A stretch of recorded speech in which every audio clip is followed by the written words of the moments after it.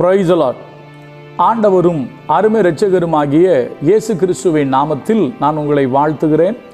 மறுபடியுமாக கர்த்தருடைய பரிசுத்தமுள்ள சன்னிதானத்திலிருந்து கர்த்தருடைய பரிசுத்தமான வார்த்தைகள் மூலமாய் உங்களை சந்திப்பது மிகுந்த மகிழ்ச்சி.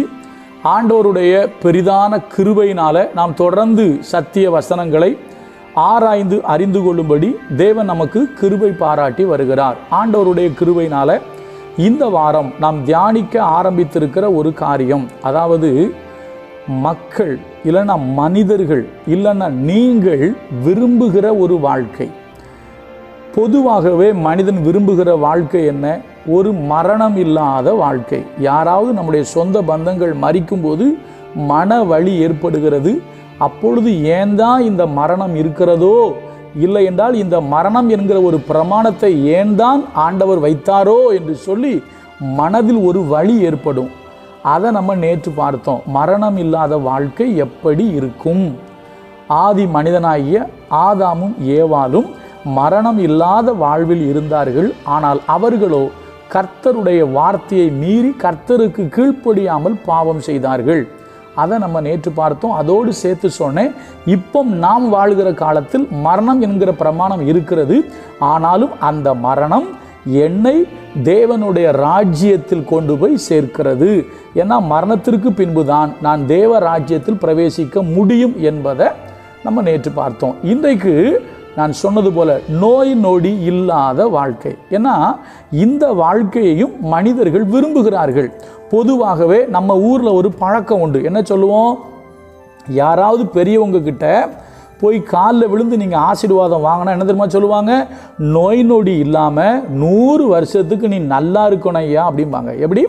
நோய் நொடி இல்லாமல் நீ 100 வருஷம் நல்லா இருக்கணும் அப்படின்னு சொல்லி பெரியவர்கள் வாழ்த்தி ஆசீர்வதிப்பார்கள். சரியா?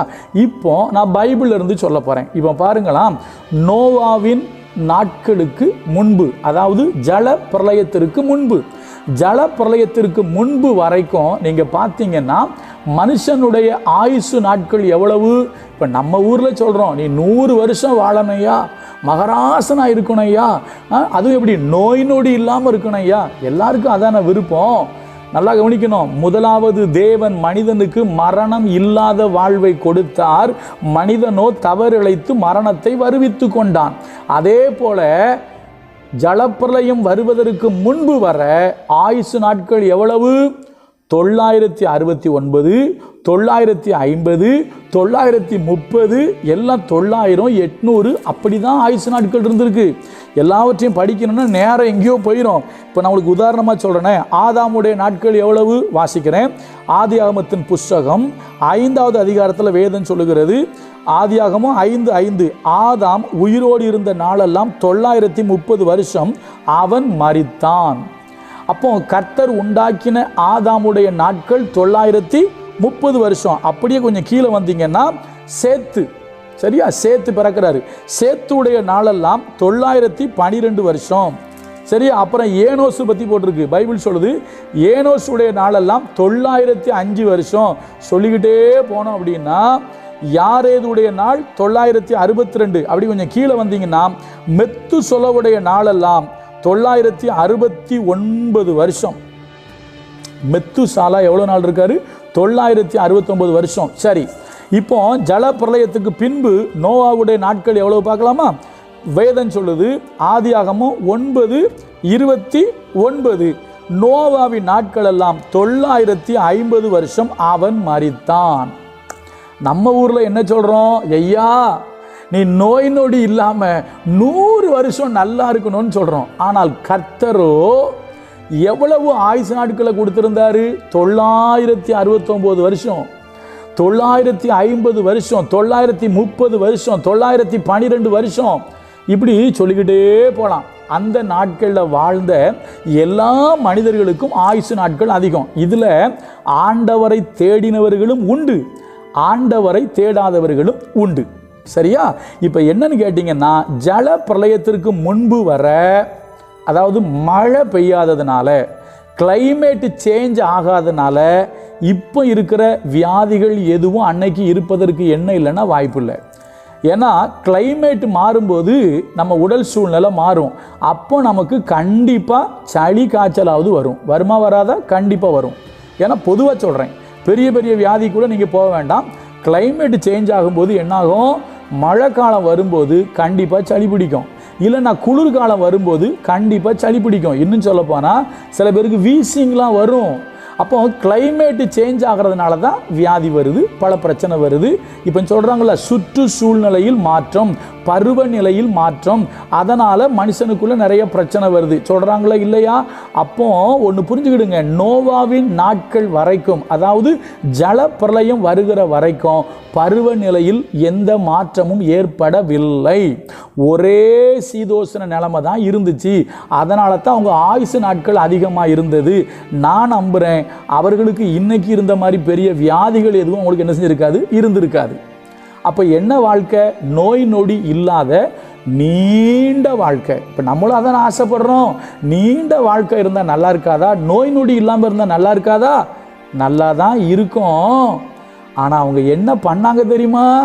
நோய் நொடி இல்லாத நீண்ட ஆயுசை கர்த்தர் கொடுக்கும்போது ஜனங்கள் செய்த காரியம் என்ன? நோய் நொடி இல்லாமல் வாழ்ந்த, நீண்ட ஆயுசோடு வாழ்ந்த அந்த ஜனங்களை பார்த்து கர்த்தர் மனஸ்தாபப்பட்டார். இந்த ஜனங்களை நான் பூமியில் உண்டாக்கினதற்காக மனஸ்தாபப்படுகிறேன் என்று கர்த்தர் சொன்னார். அப்போ நோய் நொடி இல்லாத வாழ்க்கை என்ன பண்ணி வச்சிருக்கு? நோய் நொடி இல்லாத வாழ்க்கை மனிதனை கொடுமை உள்ளவனாய், சீர்கேடு உள்ளவனாய், அருவருக்கப்படத்தக்க வாழ்க்கை வாழுகிறவனாக அது மனிதனை மாற்றியிருக்கு. என்ன இல்லை? நோய் நொடி இல்லை, நீண்ட ஆயுசு. என்ன வாழ்க்கை? நீண்ட ஆயுசு. நம்ம இன்னைக்கு சொல்றோம், நீடிய ஆயுள் தந்து நிறைவோடு நடத்திடுவார். நீடிய ஆயுள் தந்து நிறைவோடு நடத்திடுவார். முதிர் வயதானாலும் பசுமையாய் வாழச் செய்வார். முதிர் வயதானாலும் பசுமையாய் வாழச் செய்வார். மோசையே சொல்லிட்டாரு 70 அல்லது 80 அப்படின்ட்டாரு. சங்கீதம் 91 இப்படி முடியுது, நீடித்த நாட்களால் நான் அவனை திருப்தியாக்கி என் ரட்சிப்பை அவனுக்கு காண்பிப்பேன். கண்டிப்பாக நமக்கு நல்ல நாட்களை கர்த்தர் தருவார். ஆனால் நோய் நொடி இல்லாமல் நீடிய நாட்களை கொடுத்துருந்தார்ல, மனுஷன் என்ன பண்ணான்? தேவனை துக்கப்படுத்தினான். தேவன் மனஸ்தாபப்படுற அளவுக்கு அவன் வாழ்க்கை இருக்குது. கர்த்தர் அவ்வளோ சீக்கிரம் யாரையும் அழிக்கணும்னு நினைக்க மாட்டாருங்க. கர்த்தரே அழிக்கணும்னு நினச்சிருக்கிறாருன்னா அப்போ எந்த அளவுக்கு இந்த பூமி கொடுமையால் நிறைந்திருக்கும். அதை வெளியே சொல்ல முடியாத அளவுக்கு பாலியல் பாவங்கள், பாலியல் அத்துமீறல்கள், அருவருப்புகள், அசிங்கங்கள் அந்த நாட்களில் இந்த பூமியில் இருந்துச்சு. என்ன காலம்? நோய் நொடி இல்லாத காலம். இன்றைக்கும் சில பேர் விரும்புகிறாங்க, நோய் நொடி இல்லாமல் இருந்தால் எவ்வளவு நல்லா இருக்கும். இதோ சாட்சி முன்னாலே இருக்குது. நோய் நொடி இல்லாமல் தான் நீண்ட ஆயுசு கொடுத்தாரு. மனுஷன் ஆண்டவரை தேடலை, ஆண்டவரை நம்பலை, ஆண்டவருக்கு பிரியமாக வாழலை. கொஞ்சம் பேர் வாழ்ந்திருக்காங்க, எல்லாரையும் சொல்ல, கொஞ்சம் பேர் வாழ்ந்திருக்காங்க. ஆனால் பெரும்பாலான ஜனங்கள் கர்த்தரை விசுவாசிக்கலை, நம்பலை, தேடலை. கர்த்தர் இந்த பூமியை அழிக்கும் போது நோவாட்ட சொல்றாரு, நோவா இந்த சந்ததியில் உன்னை மாத்திரம்தான் நீதிமானாக கண்டேங்கிறாரு. அப்போ ஒரு மொத்த உலகத்தில் ஒருவேளை அன்னைக்கு ஜனத்தொகை கம்மியாக இருந்திருக்கலாம். அப்போ மொத்த உலகத்தில் கர்த்தர் ஒரு நோவாவை தான் பார்க்க முடிஞ்சிச்சு, ஒரு நோவாவை தான் பொறுக்கி எடுக்க முடிஞ்சிச்சு. அப்போ மீதி எல்லாருமே நோய் நொடி இல்லாத காலத்தில் கர்த்தர் மனஸ்தாபப்படுற மாதிரி, கர்த்தர் வேதனைப்படுற மாதிரி, கர்த்தர் அழிக்க வேண்டும் என்று நினைக்கக்கூடிய அளவுக்கு தங்களுடைய வாழ்க்கையை சீர்கட்டதாய் மாற்றியிருந்தார்கள். இதுதான் நோய் நொடி இல்லாத வாழ்க்கையில் நடந்தது. இப்போ புதிய ஏற்பாட்டுக்கு வருவோம். பவுல் சொல்றாரு, நமக்கு ஒருவேளை நோய் நொடி வந்துருச்சா, கர்த்தர் சொல்றாரு, உன் பலவீனத்தில் என் பலன் பூரணமாய் விளங்கும். பவுல் இன்னொரு சொல்றாரு, தேவனுடைய வல்லமை என்மேல் தங்கும்படி நான் பலவீனங்களிலும் பிரியப்படுறேன் அப்படிங்கிறாரு. அப்போ பலவீனத்தில் தேவனுடைய பலன் விளங்குகிறது, கிருபை விளங்குகிறது இன்னைக்கு. ஆனால் நம்ம யாரும் பலவீனத்தை என்ன செய்யறது இல்லை, விரும்புறது இல்லை. இன்னும் ஒரு வசனம் சொல்லி முடிக்கிற, நமக்கு நேரம் ஆயிற்று. பேதுரு ரொம்ப அழகாக சொல்லுவார். அந்த ஒன்றை மட்டும் சொல்லி முடிச்சிடுறேன். ஏன்னா ஒருவேளை நோய் நொடி வந்தால் கவலைப்படாதீங்க, கர்த்தர் உங்களுக்கு அற்புதம் செஞ்சு உங்களை சுகமாக்குவார். அது மட்டுமல்ல, ஒரு அழகான ஆவிக்குரிய ஒரு முக்கியமான விஷயம் இருக்குது, படிக்கிறேன்.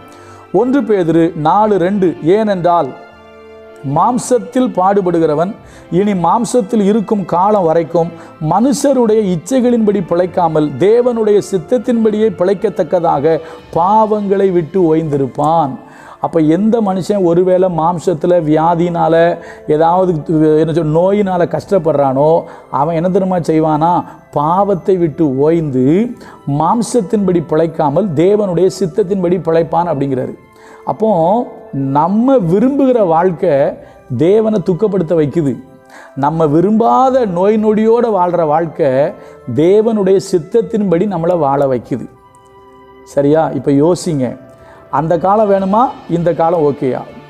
சரியா? நோய் நொடி இல்லாத வாழ்க்கை தேவனுடைய மனதை வேதனைப்படுத்தியது. ஆனால் நீங்கள் நோய் நொடியோடு இருந்து கர்த்தரை நீங்கள் தேடும் பொழுது கர்த்தர் உங்களுக்கு பலனாக இருந்து கர்த்தர் தம்முடைய சித்தத்தை உங்களில் நிறைவேற்றி பலவீனமான உங்களை கொண்டு அசாதாரணமான காரியங்களை கர்த்தர் செய்வார். கர்த்தர் நல்லவர், அவர் கிருபை நம்ம என்றும் உள்ளது. நாளைக்கு நினைச்சதெல்லாம் நடந்தால் எப்படி இருக்குன்னு பார்ப்போம். God bless you.